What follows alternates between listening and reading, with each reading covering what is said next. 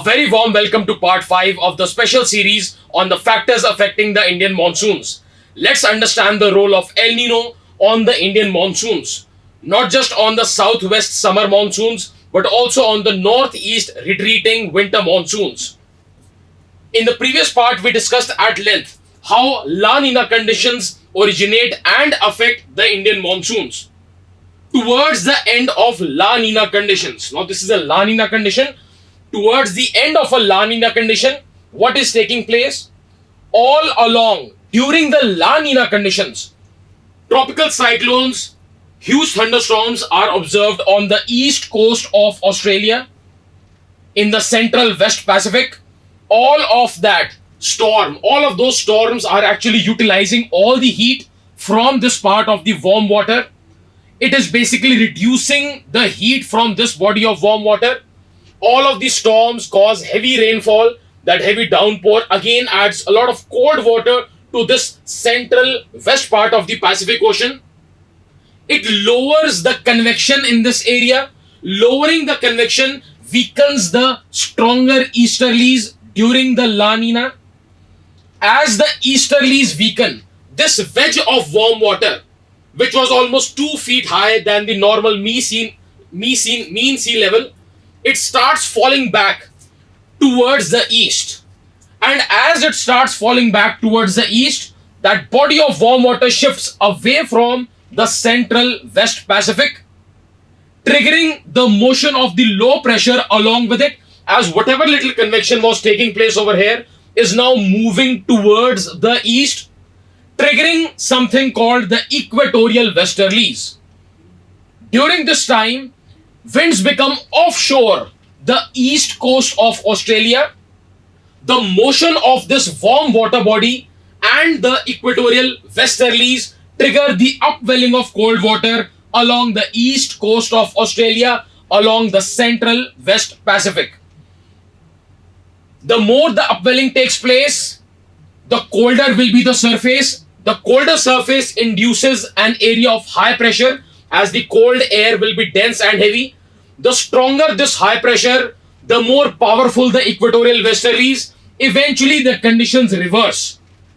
Now, the wedge of warm water lies along the central East Pacific, that is, along the coast of Central America and South America. This condition is called El Nino conditions.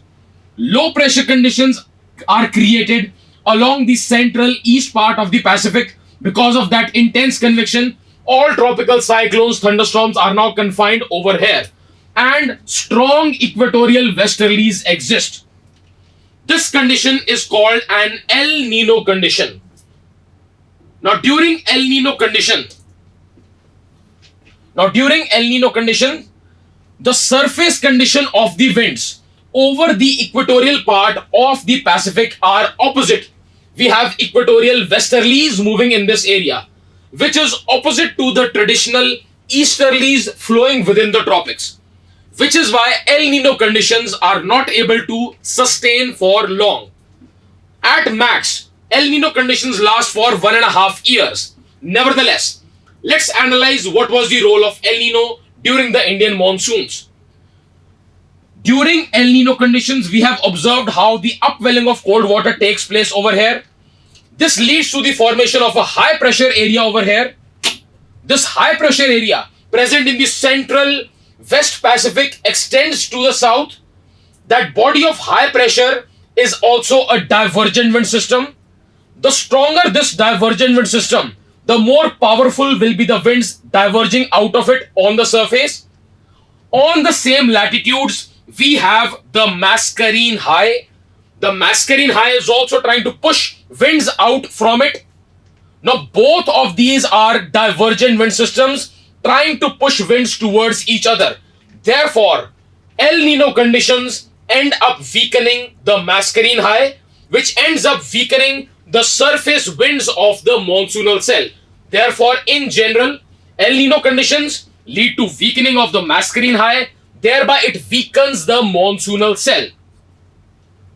Like I told you, El Nino conditions rarely last for more than 1.5 years.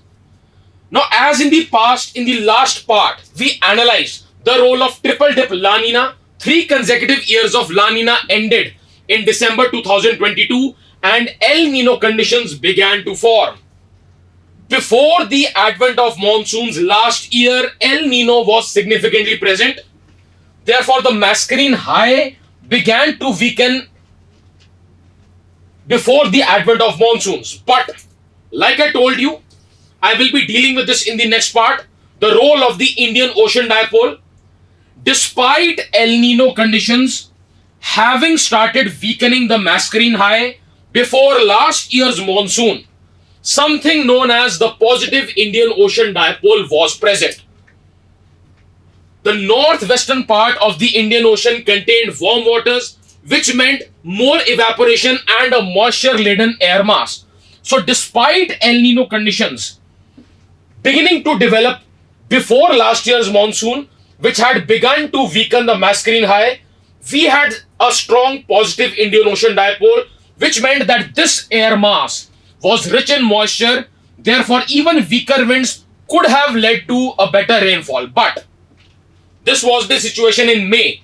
But something did not develop last year in time.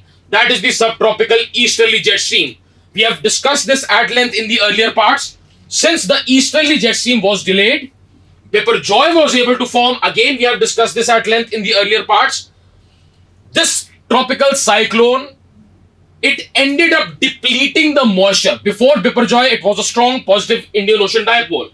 But soon after Biparjoy, it removed the moisture from this area over the water body, ultimately reducing the moisture in this air mass. Therefore, last year, El Nino conditions were initiating during the southwest monsoons.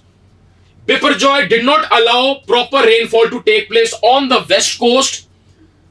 Peninsular India was already witnessing poor winter rainfall during the retreating monsoons due to triple dip La Nina, like discussed at length in the last part. Facing 3 consecutive years of poor peninsular rainfall during winter monsoon, the last hope was the southwest monsoon. Biparjoy removed all that hope, which is why last year the southwest monsoons added less moisture along the western ghats. Therefore, the rivers of peninsular India received lesser rainfall, leading to severe droughts in peninsular states. And you are all aware about the news about Bengaluru. Either way, this El Nino condition was at peak during December 2023 till January 2024. Now, what is the effect of El Nino on the retreating monsoons? As we have already seen that due to El Nino conditions, a body of high pressure develops in the central West Pacific. This body of high pressure actually is a divergent wind system. It is pushing winds out of it. During the retreating monsoons, we need winds to be onshore the Coromandel coast. Therefore, El Nino conditions actually help to push winds towards India, which is why El Nino conditions are beneficial for the retreating monsoons. But